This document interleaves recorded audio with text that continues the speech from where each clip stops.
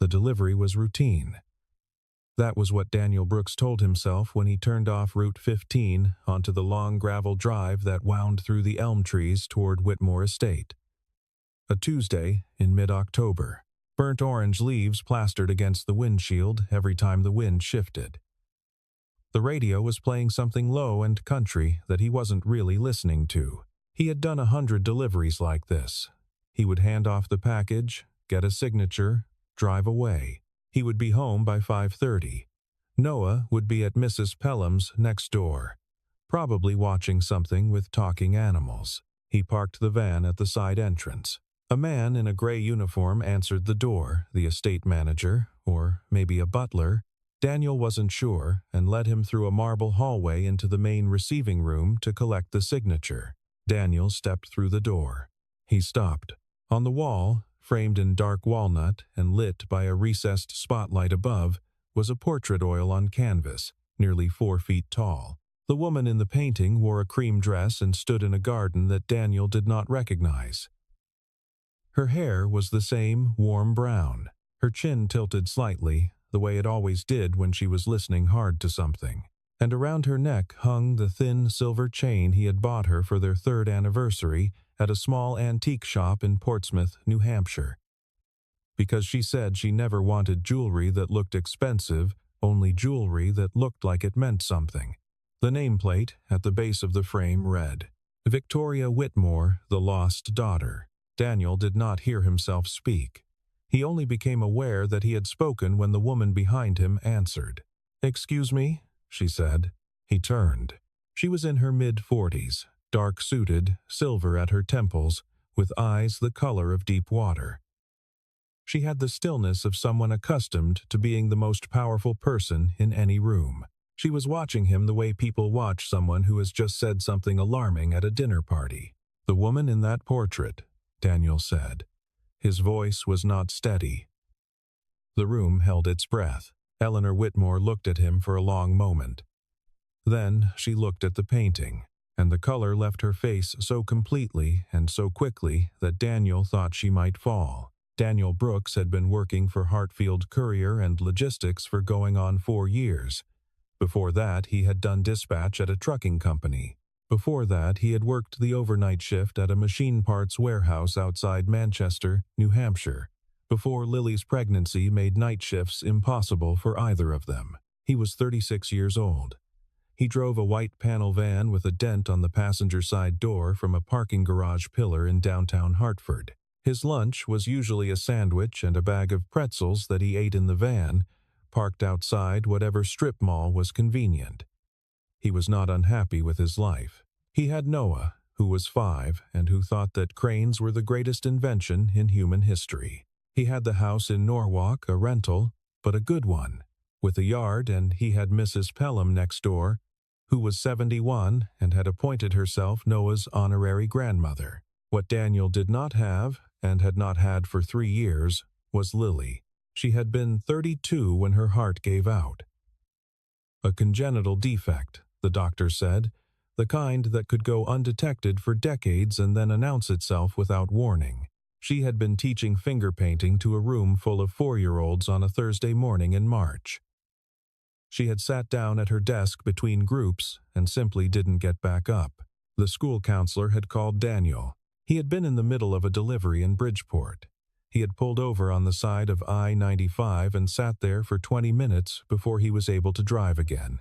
He did not talk about Lily much, not because the grief had faded, it hadn't, but because he had learned early on that grief made other people uncomfortable, and Daniel was not a man who enjoyed making other people uncomfortable. He kept her photograph on the kitchen windowsill. He told Noah stories about her at bedtime. He took Noah to the cemetery on her birthday, and on the anniversary, and on the Thursday in March. Those were the rituals that kept the shape of her present in their lives. The delivery to Whitmore Estate had been assigned to him because Marcus, who usually covered Greenwich, had called in sick. Daniel hadn't thought anything of it. He had looked up the address on his tablet, noted it was a 20-minute drive, and headed out. He had not known anything about the Whitmore family except that they were wealthy. Half of Greenwich was wealthy. It was the kind of town where the gas stations had better landscaping than most suburban parks. Now he stood in the receiving room of their estate, looking at a portrait of his dead wife, and he could not make any of it make sense. Eleanor Whitmore did not panic. In 30 years of running a pharmaceutical company through market crashes, FDA hearings, patent litigation, and the slow dissolution of her marriage, she had learned that panic was a luxury she could not afford. She had learned to keep her face still and her breath even while the ground shifted under her. She kept her face still now, but her hands, which she clasped behind her back, were not entirely steady. "When did she pass?" Eleanor asked. Her voice was very controlled. 3 years ago, Daniel said. March 12th. Her name was Lily. Lily Brooks. Eleanor said nothing for a moment. She was looking at the portrait with the expression of someone doing arithmetic. "How long were you married?" 7 years. "We met in Boston in 2011. Do you have any documentation?" "A marriage certificate." "A photograph from your own collection?" "Not that one." The request was clinical, almost cold. But Daniel heard something underneath it. Not cruelty, but a very specific and fragile kind of hope, the kind that has been disappointed so many times it no longer dares announce itself. He pulled out his phone. He had the photo on his phone that he always had on his phone. The two of them at the coast of Maine the summer before Noah was born. Lily, squinting against the sun with her hair going in 4 directions because of the wind off the ocean, laughing at something he had said that he couldn't even remember anymore. He held the phone out. Eleanor looked at it for a long time. Then she said, quietly, to no one in particular, "Victoria." "That's not," Daniel started. "Her name," Eleanor said. "Her name, before she left." She looked up at him, and her expression had changed into something raw and unguarded that did not belong on the face of someone in a suit like hers. "She was my sister, Victoria Ann Whitmore. She disappeared 10 years ago. We never found her." The estate manager cleared his throat from the doorway. Eleanor dismissed him with a single motion of her hand. "Mr. Brooks," she said, "I think you should sit down. And I think we both need something to drink that is considerably stronger than water." The study was lined with books that had clearly been read, spines cracked, some with paper slips protruding at various angles. Eleanor sat in the chair behind the desk. Daniel sat in the one across from it, which was more comfortable than it looked. She poured 2 glasses of scotch without asking him if he wanted any. He picked his up. She told him about Victoria. They had grown up in this house, she said. Though it was a different house then, in every way that mattered their father had run it like a small country, with schedules and expectations, and a very clear hierarchy in which the Whitmore name was not a privilege but an obligation. Franklin Whitmore had built the pharmaceutical empire from a regional distributor into a national force over 30 years, and he had believed, without question or softness, that his daughters existed to extend and protect that work. Eleanor had accepted this. Not happily, not always, but she had accepted it the way you accept the architecture of the house you grew up in. It was simply the shape of the walls. Victoria had not accepted it. Victoria had fought it from the time she was old enough to fight anything, which, Eleanor said with something that might have been a smile in another context, was approximately age 7. She was the one who hid frogs in the guest bathroom, Eleanor said. She was the one who told our father's business partners exactly what she thought of their opinions. She was the one who went to art school instead of the Wharton School, and when father cut off her tuition, she worked as a waitress and paid for it herself. She was the most stubborn person I have ever known. She paused. I was the second most stubborn. Victoria had come home for Christmas in 2014, and something had happened.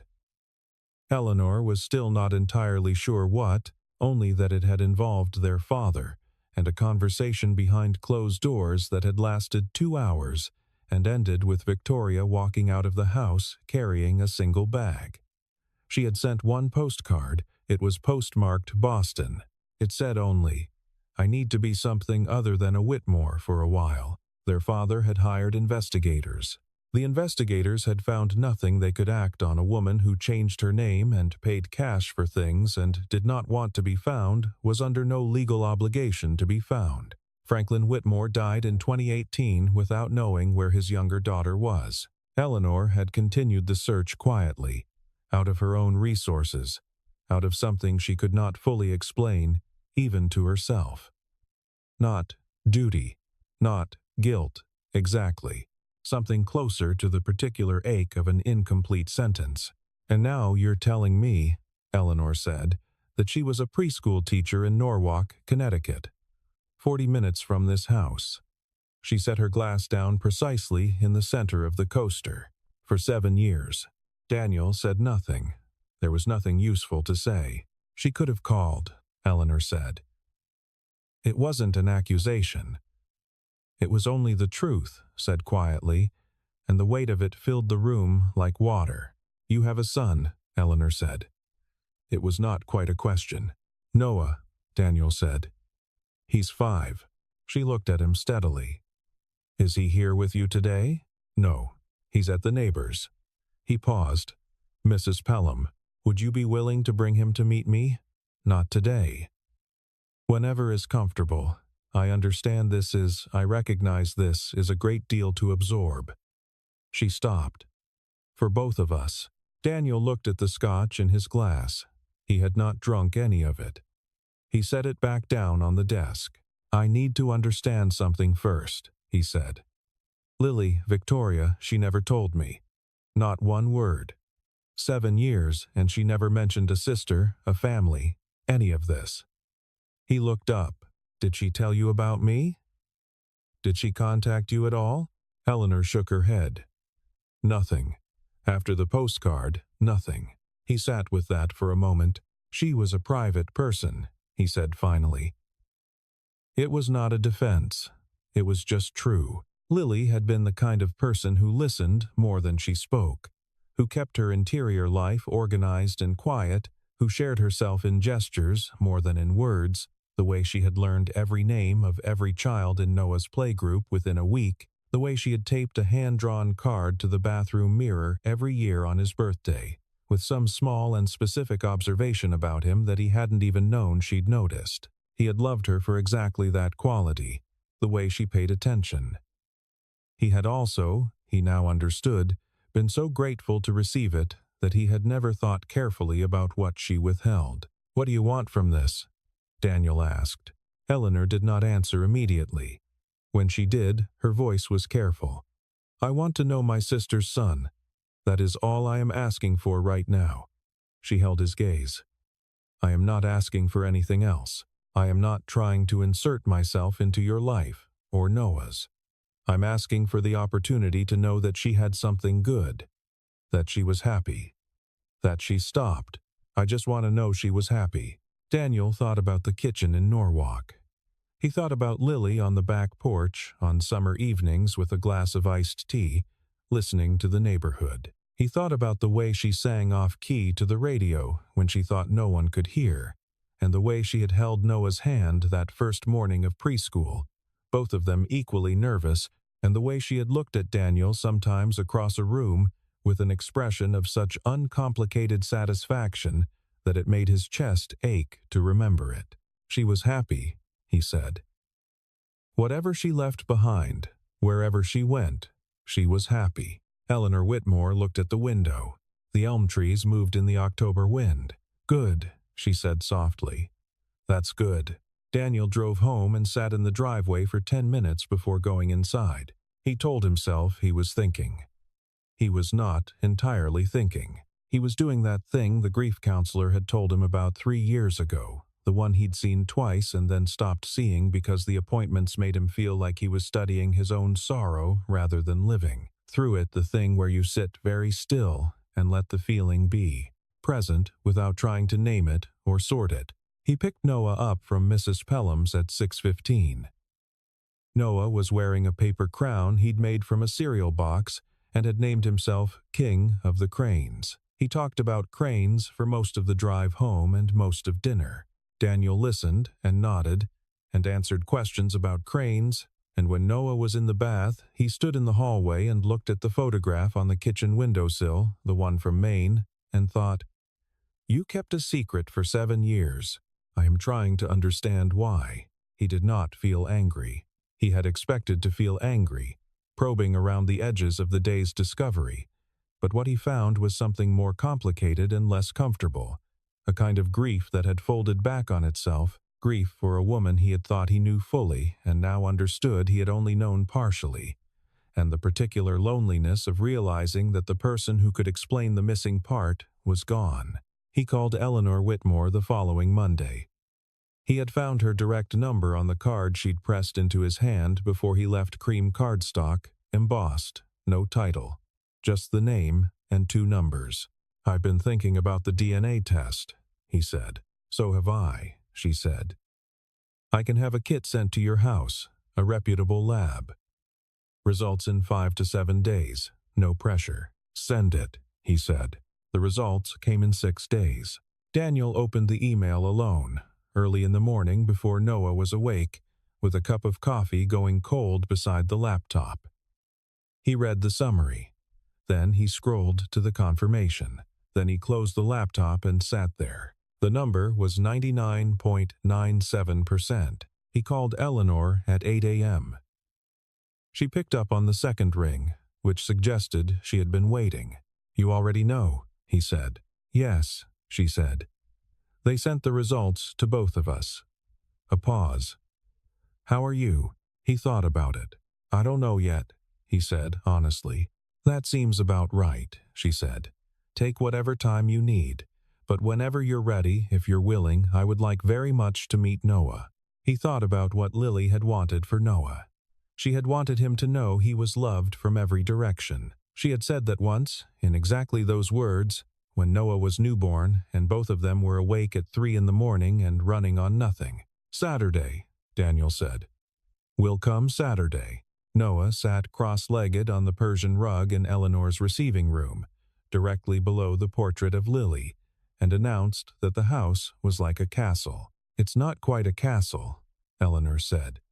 She was sitting on the edge of a settee across from him, in a posture that was only slightly less rigid than her usual one, which Daniel found interesting to observe. She had changed clothes for this a softer gray than the suit, and she had the careful stillness of someone who did not spend much time around 5-year-olds, and was taking the experience seriously. "It has a gate," Noah said, "and stone. Castles have gates and stone." He looked up at the portrait. "That's my mom." "Yes," Eleanor said. "It is. She looks pretty in the painting." He studied it with the frank, critical attention children give to art. "She looks a little fancy, though. She wasn't usually that fancy." "No," Eleanor agreed quietly. "She wasn't, as a girl, either. She hated dressing up." Noah considered this. Then, with the conversation shifting agility unique to small children, he asked if there was a dog. Eleanor, to Daniel's surprise, almost smiled. "There's a garden. Would you like to see the garden?" Noah would very much like to see the garden. An estate groundskeeper named Mr. Beaumont, who turned out to have both infinite patience and a collection of interesting tools, took Noah on a tour of the grounds that lasted approximately 45 minutes. Daniel and Eleanor sat in the study. She brought out the album. It was old, leather-bound, corners softened, the kind of album that had been assembled with intention rather than convenience. Eleanor set it on the low table between them and opened it to the first page. There were 2 girls in the earliest photographs. One was Eleanor serious even at 8 or 9, with the straight-backed posture of a girl who had already learned to hold herself like that. The other was younger, maybe 5 or 6 in the first picture, and her expression in virtually every photograph was one of absolute, full-body delight. She had Lily's chin, Lily's way of leaning forward when something interested her. Daniel pressed his thumb against one photograph. The 2 girls were in a garden. This garden, he realized, though younger, less formal, and they were both covered in mud and laughing. Eleanor in the picture looked caught in the act of enjoying herself. like she'd forgotten for a moment to be composed. Victoria had clearly never learned to be composed and wasn't trying. She used to make up stories, Eleanor said, looking at the same photograph. Elaborate ones. Different ones every night. She dragged me into them, whether I wanted to participate or not. She turned a page. I always wanted to participate. I was just too proud to admit it. They turned pages slowly. Victoria at a school play. Victoria at a beach somewhere in Maine. Victoria in an oversized, paint-spattered shirt in what appeared to be an art studio, grinning at the camera with a brush in each hand. Victoria at 18, just before something in her face had shifted and the pictures of her in the family album became sparse and then stopped. I should have tried harder to reach her, Eleanor said. She was not looking at Daniel when she said it. After she left, I sent one letter to an address the investigator found that might have been hers. It came back unopened. She closed the album carefully. I told myself she'd come back when she was ready. I waited for her to be ready. Daniel thought about Lily in the doorway of their house in Norwalk on an ordinary Tuesday, coming home from school with paint on her hands. How she had dropped her bag and immediately gone to find Noah. How she had known, without anyone having to tell her, exactly which kind of love each person in her life needed and how to give it. She knew you loved her, he said. He wasn't certain this was true, but he believed it was, and it was what Eleanor needed to hear, and sometimes those two things were the same. She knew, that's why she could go. Eleanor looked at him with an expression he couldn't quite read. "You're very kind," she said, in a way that suggested she wasn't sure what to do with it. 3 weeks passed. Daniel and Noah came to Whitmore Estate on 2 more Saturdays. Noah developed a loyalty to Mr. Beaumont and his tools, and to Eleanor's cook, a large, cheerful woman named Patricia who made the kind of biscuits that Noah declared the best food in the world, a ranking that he updated frequently but that Patricia held for the next several months.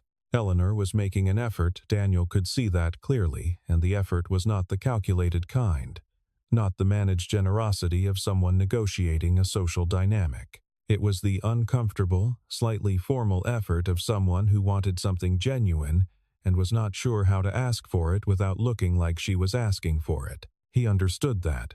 It was not entirely unlike how he had felt for most of the year after Lily died, reaching toward people and then pulling back before he could seem needy. On the 4th Saturday, Eleanor brought out the diary.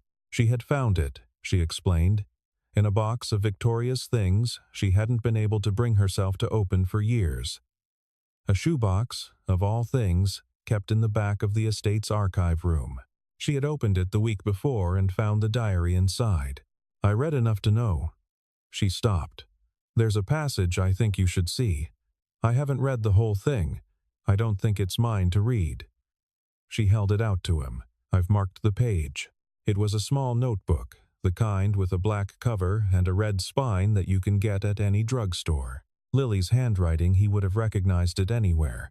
The way she made her lowercase g's, the way she always underlined the date, covered the pages in faint pencil. He opened to the marked page.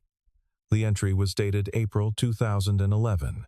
I met someone. His name is Daniel. He works logistics, which is such a completely ordinary thing to be. And he is so completely ordinary in all the best ways he says what he means. He doesn't perform. He asked me what my favorite book was and actually listened to the answer. I haven't told him anything about where I came from. I know that's not fair.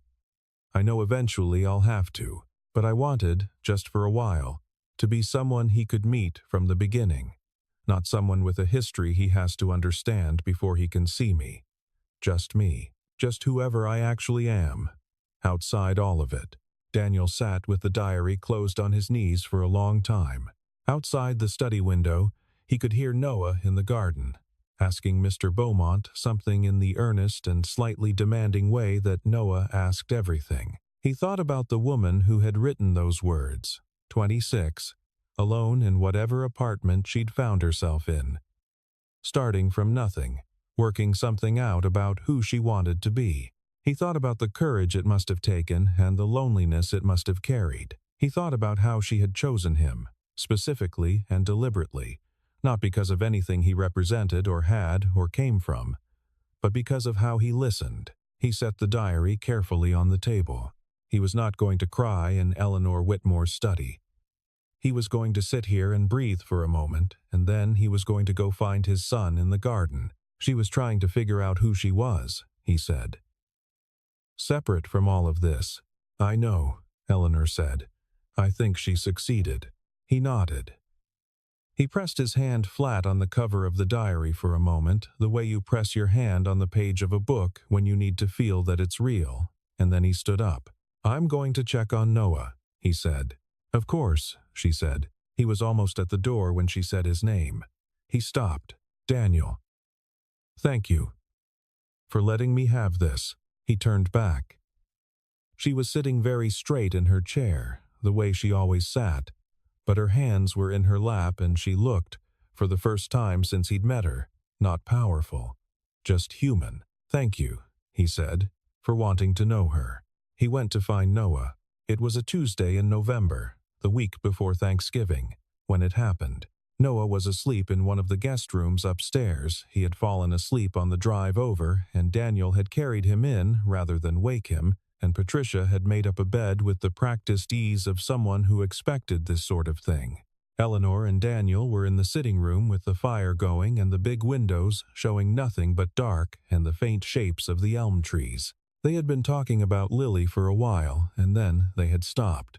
The way you stop when you have arrived at a place in the conversation where silence is more honest than more words. The fire worked. The house settled.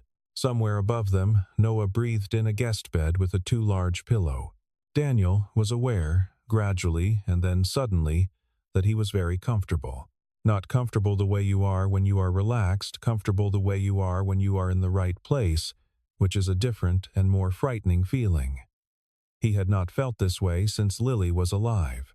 Eleanor said something about the elm trees, some historical fact about their age. The way she sometimes offered information as a kind of bridge when the conversation needed one and he turned to answer her, and they were closer than he'd registered, the settee being smaller than it looked, and the next several seconds had the quality of a frame of film that had been slowed almost to stopping. She didn't move away. He didn't move away. The fire popped once and went back to its low and steady work. Then they both moved, at almost exactly the same moment, and the several inches of distance came back. Daniel looked at his hands. I should go check on Noah, he said. It was not true. Noah was fine. Noah was deeply asleep, but Eleanor said, Of course, without hesitating, which meant she understood what he was actually saying. He didn't check on Noah. He stood in the hallway outside the guest room with his back against the wall and looked at the ceiling and thought about what he was doing. He was not a man who moved quickly. He was not a man who confused feeling less alone with anything larger or more permanent. But he was also not a man who was good at lying to himself, and he was alone in a hallway of a house that belonged to his dead wife's sister, and something had shifted tonight that he could not unshift by standing in a hallway. He went back to the sitting room. Eleanor was standing at the window, her back to him, looking out at the elm trees. I don't know what to do with this, he said. He meant it as a general statement about the situation, about all of it. The portrait and the DNA and the diary and the Saturdays and the fire. But he also meant it about the last 10 minutes. Eleanor turned from the window. Neither do I, she said. And I think that's the right answer for now. He looked at her. Does that bother you? Very much, she said. A pause. I find ambiguity professionally unacceptable. Another pause. Personally, I'm learning. He almost laughed. It caught him off guard, almost laughing in this house, on this particular evening. But the feeling was there. I'm going to get Noah, he said. We're going to head home. All right, she said. He went upstairs and lifted Noah out of the guest bed. Noah stirred slightly, murmured something about cranes, and went back to sleep against Daniel's shoulder. Eleanor was in the front hall when he came down. She held the door for them. When Daniel stepped out into the cold November night with Noah sleeping on his shoulder, she said, quietly, into the darkness behind them, "Drive carefully." He turned his head enough to say, "We will," without stopping. He settled Noah in the back seat. He started the van. The driveway gravel crunched under the tires, and the elms made slow shapes in the headlights as he turned toward the gate. He drove home and did not solve anything. But he drove home. He went to the cemetery alone on the 12th of December, a Sunday, because the 12th of December would have been Lily's 36th birthday. He brought the small bunch of dahlias she had always liked, the deep burgundy ones, not the orange from the florist on Main Street, and he sat on the stone bench near her grave and talked to her the way he sometimes talked to her when no one else was around to hear it. He told her about Noah, about the crane obsession and the paper crown and the declaration that Patricia's biscuits were the best food in the world. He told her about the portrait and what it had felt like to see it, and about the album and the diary and the things he had learned about who she'd been before he knew her. He told her he wasn't angry. He told her he understood why, or thought he did, or was getting there. "I just wish," he said, "that you could have told me. Not because I would have done anything differently. I don't think I would have. Even after you found me." He set the dahlias against the stone. "You always thought the things that were hardest for you were yours to carry alone. You didn't want to hand them to anyone." The cemetery was very quiet.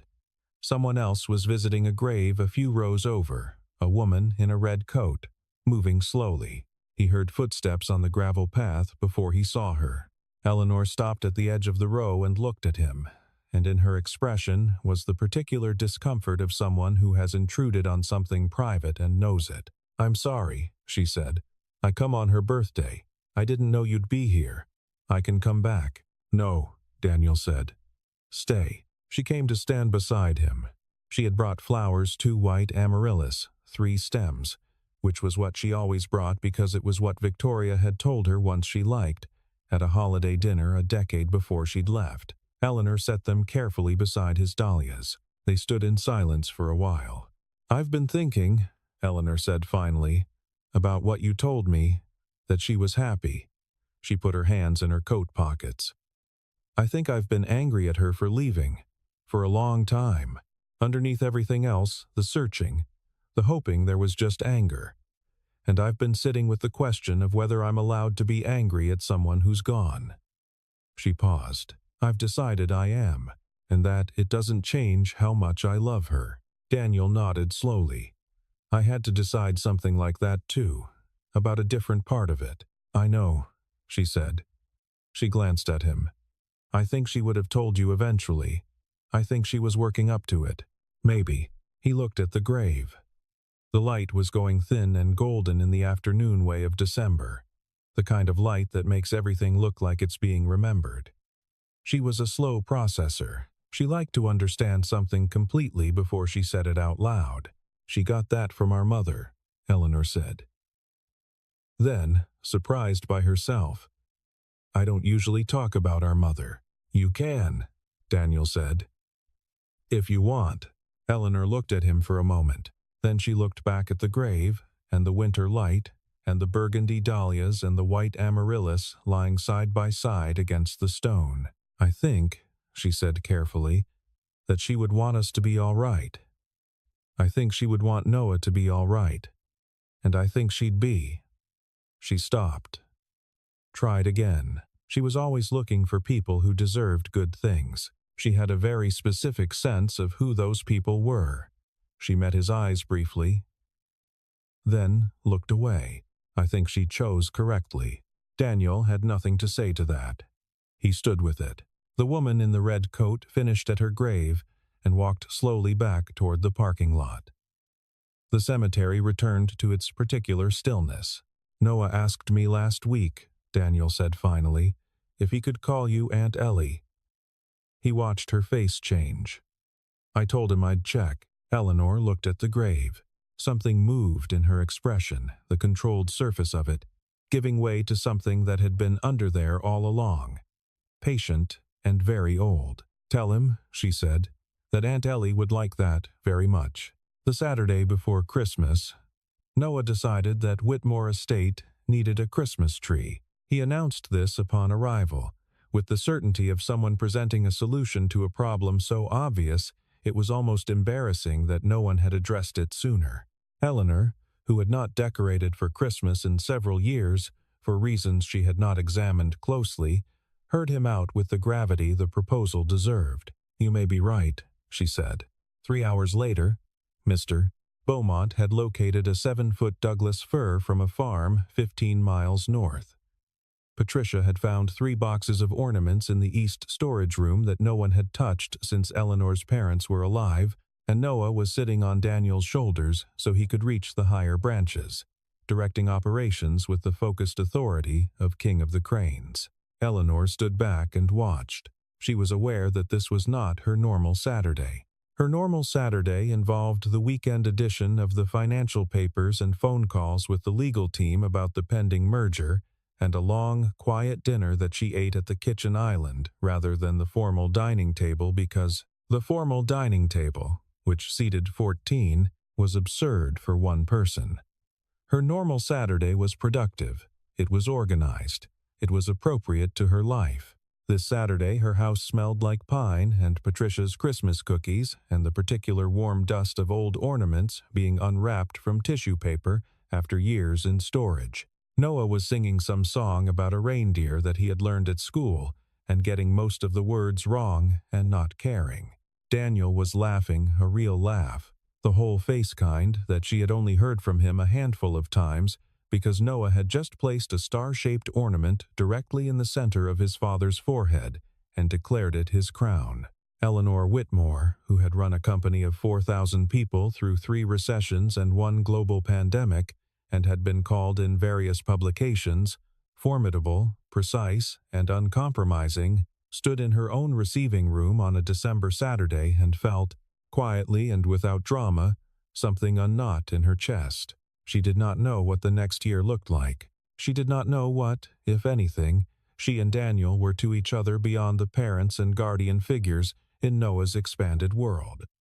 She was not a person who was comfortable not knowing, but she was learning, slowly and without particular grace, that not knowing was sometimes the most honest thing. Daniel set Noah down from his shoulders, and Noah immediately ran to show Eleanor the ornament he had found, a small silver bird that he had decided was a crane. "It's definitely a crane," Daniel said from across the room, catching her eye. "It could be," Eleanor said seriously to Noah. "The wingspan is right." Noah took this as confirmation and placed the crane on the branch of his choosing, which was eye level and center, because the crane was clearly the most important ornament.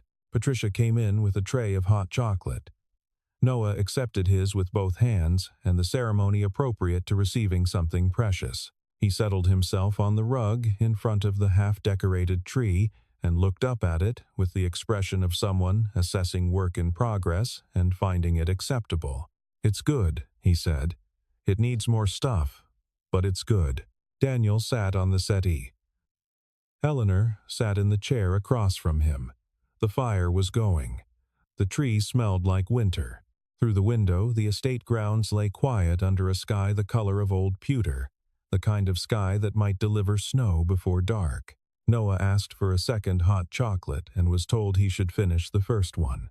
Noah asked if Mr. Beaumont liked Christmas and was told that he could ask Mr. Beaumont himself, which he found satisfying. Noah asked, looking at the portrait above the fireplace, if his mom could see the tree. Daniel said he thought so. Eleanor said, quietly, that she hoped so. Noah considered this and accepted it and went back to his hot chocolate. He was 5 years old. He was warm and full and sitting in a house with a tree and 2 adults who were paying careful attention to him. The world, in his particular and still mostly trusting view of it, was a reliable place. The sky went a shade darker. The fire worked steadily. The silver crane ornament caught the light and held it. Nobody said anything that needed to be said. Everything that needed to be felt was already in the room, moving slowly in the way that real things move, not like a story arriving at its conclusion, but like a life continuing forward into the next hour, and the one after that, and the ones after that, carrying its losses and its graces in the same hands. Outside, the first few flakes of snow came down through the elm trees and disappeared into the dark grass. Inside, Noah finished his hot chocolate. Eleanor refilled it. Daniel did not object. The tree waited to receive the rest of its ornaments, and the afternoon, ordinary and unrepeatable, went on. The following March, on the anniversary of Lily's death, the three of them went to the cemetery together. Noah was old enough now to understand, in the approximate way that 6-year-olds understand things that are too large to fully comprehend, that this day was different from other days. He was quiet in the car, which was unusual for him. He held the small bunch of yellow tulips he had chosen himself at the florist with both hands and concentrated on not dropping them. At the grave, he put the tulips down carefully. He stood for a moment looking at the headstone, reading the name, which he had learned to read because he had made Daniel practice it with him. He said, "To no one in particular, and to everyone present." Daniel's hand found his son's shoulder. Eleanor, standing on Noah's other side, said, "I do too."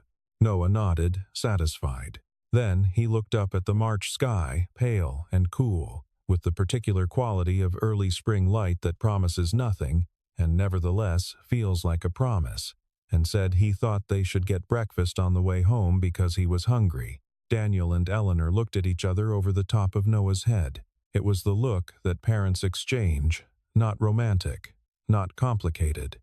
Simply the look of two people who are in the same place, carrying the same thing, surviving the same morning. It was enough. It was, in fact, more than enough. They walked back to the car together, Noah between them. The yellow tulips left behind in the March cold to do what flowers do when no one is watching, which is simply to be there, and to mean something, and to hold their color against the stone for as long as they can.